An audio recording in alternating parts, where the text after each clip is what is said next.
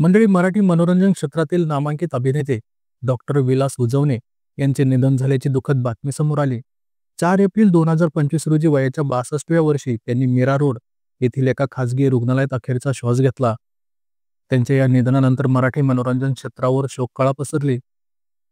अभिनेते डॉक्टर विलास उजवणे हे नाव मराठी मालिकांमध्ये अभिनयाची उंची गाठलेल्या कलाकारांमध्ये अग्रस्थानी घेतलं जातं. त्यांनी अनेक गाजलेल्या मालिकांमधून प्रेक्षकांच्या मनात ठसा उमटवला. वादळ वाट या मालिकेतील त्यांची भूमिका विशेष गाजली. तसेच 4 दिवस सासूचे आणि दामिनी यातही त्यांनी खलनायकाच्या भूमिका इतक्या ताकदीनं साकारल्या की प्रेक्षकांनी त्यांना विरोधी भूमिकेतही भरभरून प्रेम दिलं. 2019 मध्ये डॉक्टर उजवणे यांना ब्रेन स्ट्रोक आल्यामुळे त्यांच्या तब्येतीत मोठा बिघाड झाला. त्यानंतर ते विविध आरोग्य समस्यांशी लढत होते.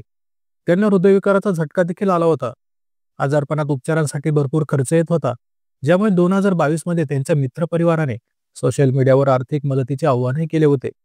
पण आता अभिनेते डॉक्टर उजवणे यांचे निधन झाल्यानंतर त्यांच्या पश्चात त्यांची पत्नी आणि एक मुलगा असा त्यांचा परिवार आहे.